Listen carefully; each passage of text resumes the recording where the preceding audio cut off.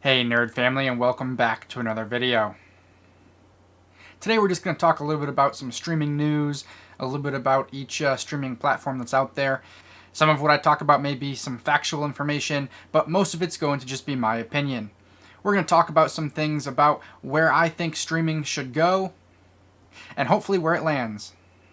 Now, by the title of this video, you may have an idea of where we're going to be starting the conversation, but before we get into it, let's go ahead and roll that intro, and I'll see you back here in a second.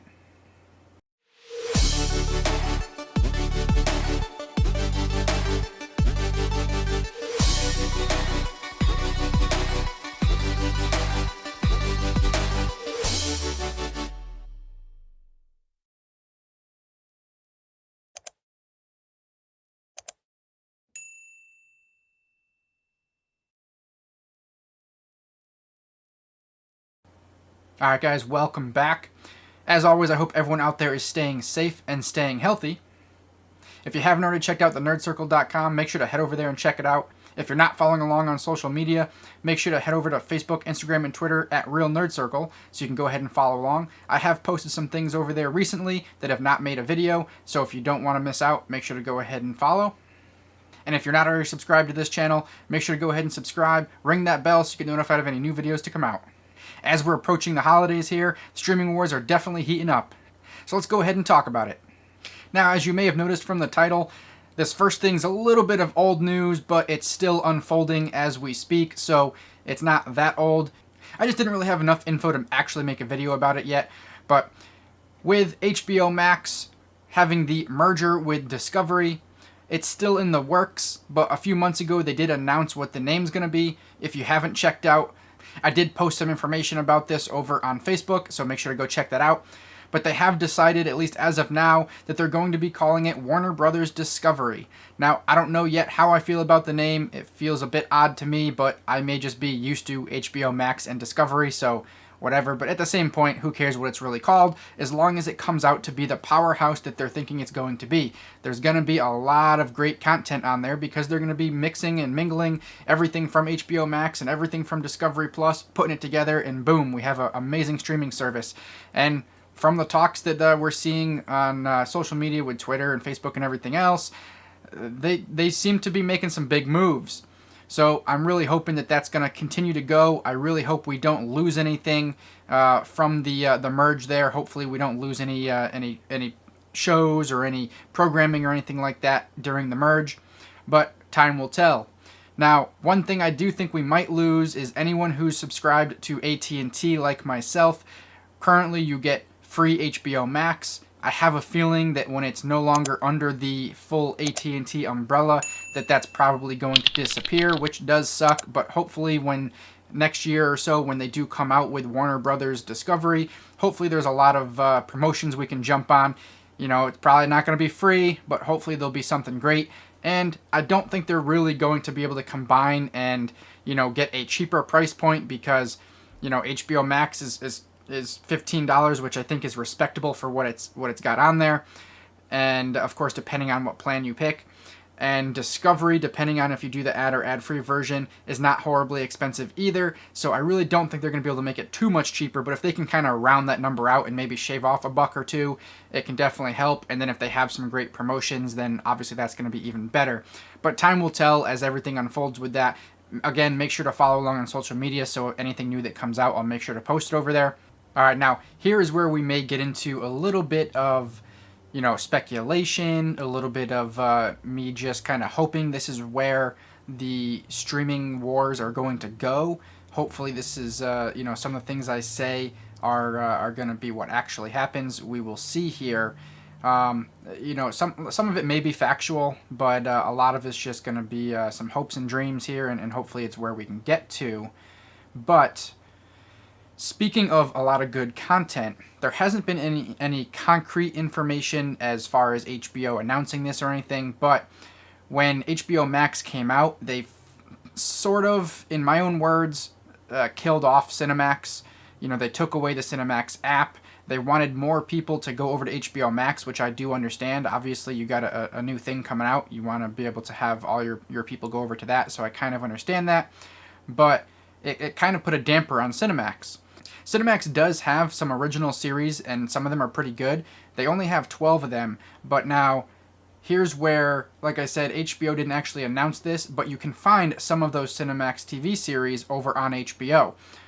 Now, they just come up saying HBO. If you're looking for it, it's not going to say Cinemax. You can't break down the categories over on the side of HBO Max to say Cinemax or anything like that, at least not as of now.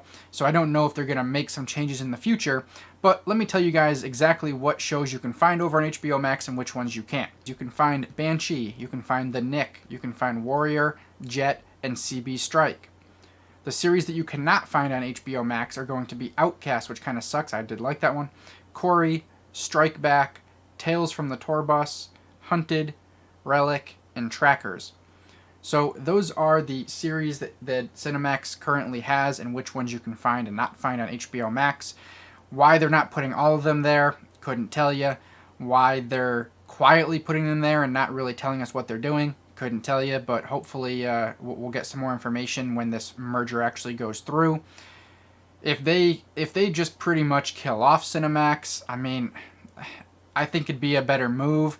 If they're slowly killing Cinemax and, not sure what they want to do with it, sell it off to someone else, whatever. But what I think they should do is just put all the Cinemax content over into HBO Max, or what will be Warner Brothers Discovery, because there's not a whole lot of original stuff on there. Some of the movies you can find across other platforms. Of course, there's going to be some that are only on Cinemax, that's the point, but you can find most of it other places. If we break it down price point wise, if you are someone who is paying for all three of these services, I'm going to round up here. Cinemax comes in at $10 a month, HBO Max currently comes in at $15 a month, and Discovery Plus comes in at $7 a month. Now, those are all for the ad-free versions of each of them. So, total-wise, roughly speaking, you'd be about $32 a month. It is kind of pricey to have all of them. I really don't know if Cinemax is a necessity anymore. If you want to get some of those TV series that they haven't put on HBO, then of course you got to stick around. But if you're at $32 all in, here's kind of what I'm thinking. If in the future with Warner Brothers Discovery, if they just put all the Cinemax stuff over there, eliminate Cinemax, of course have the Discovery Plus and the HBO Max current content over there, instead of it being $32 a month for someone who's subscribing to all services, do it for like $19.99 or $24.99. Either way, you're going to have a savings and you're going to have the whole library of everything. Yeah, I know, $24.99, $25 is pricey, but if you're someone who's already paying $32, you're getting a cost savings. I don't know if they'd want to do it for $19.99 because that's taken a huge hit, but how many people are actually subscribed to Cinemax? Are they really getting that money? If they can do it for $19.99 and sell it that they're putting all the Cinemax stuff on there, I think that'd be great. I don't want to beat a dead horse with this, but I think that's what they should do going forward. I think that would make Warner Brothers Discovery, at least out of the gate, something that people are going to want. Have it with that great price point, knowing that it's got all these different services at a cheaper rate, and I think everyone would jump on board.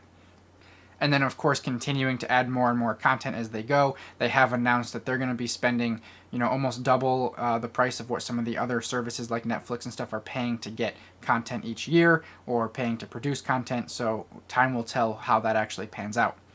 Now, to kind of go off of the HBO Max Discovery wagon here, let's take a look at some other streaming news. All right, and with the upcoming Warner Brothers Discovery, it's definitely going to be putting a lot of heat up against Netflix and Hulu and all the other streaming platforms. I'm not going to name every single one of them here, but it's definitely going to be putting a lot of heat under them. And I think, just kind of comparing all of them, I still think that Paramount Plus falls a little short, and mainly, without going into a long drawn-out conversation, I think mainly it's because they don't put all seasons up there, and they don't put all their content. Now, they're not the only service that doesn't put all the content that they own up in one place. I do think that we should all get there at some point, having all the different things that you own on your service. I think that's what's going to make everybody go to it, but I think that Paramount Plus falls a little short in comparison to all the other services as far as, what they have up there for the brands or franchises that they own. But what I'm getting at right now is that they have BET Plus, and as we know, Paramount Plus owns BET. BET Plus on its own is $9.99 a month. Again, you may be able to get some promotion, but rounding it out at $10 a month. Now, it is an ad-free subscription. They do have a lot of great content up there if you are a fan of BET, but I really think, again, with Paramount Plus just coming out not that long ago, they should really, at this point, I know BET Plus was new previously, but they really should just put the BET Plus content under Paramount Plus and just get rid of BET Plus. Just trim the fat, put everything together, and I think especially when they're going to have the heat from the new service coming out, they need to streamline some things. I do subscribe to both Paramount Plus and BET Plus. I do think actually I put the BET Plus on hold, but I do subscribe to both of them, but I'm starting to just not want to subscribe to BET Plus because it's just too much. Just work it in there. Even if you have to charge a few bucks extra on the Paramount Plus side, just work it in. And I do think, or I hope, that they also do the same thing where, HBO is starting to put the Cinemax stuff over on their platform. Again, they're doing it quietly, as we said, but I'm hoping that they're working towards putting it all there. Well, Paramount Plus owns Showtime. Now, they're starting to do where you can bundle, and this is what I did recently, you can bundle Paramount Plus and Showtime and save yourself some money. So definitely look into that bundle if you're paying for both, because it's going to save you a lot of money there. But it's still two separate entities. You still have to log into Showtime to watch Showtime. You have to log into Paramount Plus to watch Paramount. It's messy. And if it's the same company, I hope that they're testing the waters by doing this merging with your accounts and paying one price. But really, they should just put the Showtime stuff up on Paramount Plus. Just make things easier for your subscribers. So I'm really hoping that's what they're working towards. If they work towards having Showtime on Paramount Plus and having BET Plus on Paramount Plus, it's going to make Paramount Plus stand out that much more. So again, if you have to up the price a little bit, of course, up the price. And I think that might be what's holding them back, because if you have a $30 a month price point, it's going to kind of steer people away. But for the people who have Showtime and the people who have BET Plus, it would be a lot easier and a lot better to just have one price and have one subscription for everything. So even if they have to start doing it where they're add-on services, if I log into my Paramount Plus and it says add on Showtime for X amount and save money, and add on BET Plus for X amount and save money, boom, do it. That's what I would prefer, to just add it on and it's under one service, one login. I don't have to worry about it. Again, don't want to be a dead horse with it, but I think that that's what they should do. Just have all of your things under one roof.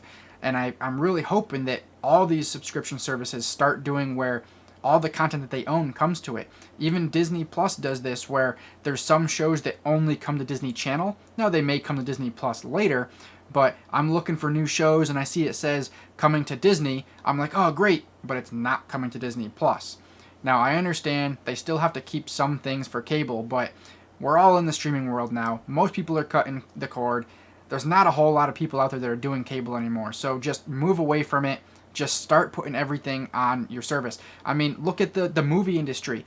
Yeah, there are still some movies that say only in theaters, but a lot of them are coming to the streaming services the same day as the theaters. Some of them do it where it's a limited time in the streaming service and then goes to theaters. Some of it is in theaters for a week and then comes to streaming service. But they're starting to see that more and more people are doing streaming services. So just make it easier for your subscribers is the main point. I'm sure there's many other things I could talk about as far as the streaming wars and all these different things that are going on, but I just think main point of the story here is they need to start making it a bit easier and having everything under one roof and having one subscription price.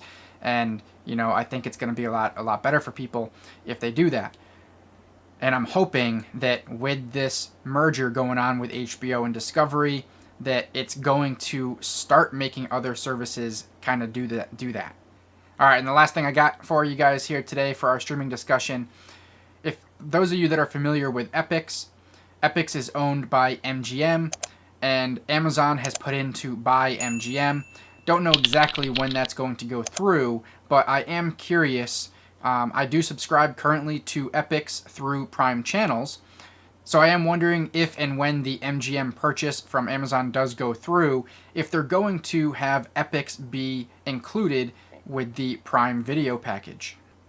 I do think it'd be pretty cool and save us a few bucks there as well. I don't want this to turn into a super long video, so I think that's all I got here for you guys today. I know most of this was a rant, and I know that a lot of it is just my opinion, but I'm hoping you guys agree with me, and I hope you got something out of this video. Of course, let me know down below if you agree or disagree with me, if you think that everything should be easier and more bundled together, or if you think they should just keep everything separate. But alright guys, I thank you guys for watching, thank everyone for subscribing, and keep an eye out for more videos to come. So we will definitely keep an eye on all these things here, and we'll make sure to make any posts over on social media and make any videos as soon as we have more concrete information. Of course, if there's anything that I missed, I'll leave it in the description down below. If there's anything you guys noticed that I missed, make sure to leave it in the comments down below. But let me know your thoughts. What is your favorite streaming platform? And what show are you currently binging? If you guys enjoyed this video as much as I enjoyed making it, please give it a big thumbs up. Don't forget to share this video across any social media platform that you like. Make sure to head over to thenerdcircle.com and follow us on Facebook, Instagram, and Twitter at RealNerdCircle. If you haven't already subscribed, make sure to go ahead and subscribe. Don't forget to ring that bell so you get notified of any new videos to come out. You can also follow the links on the screen to the older videos. But until next time, guys, stay nerdy.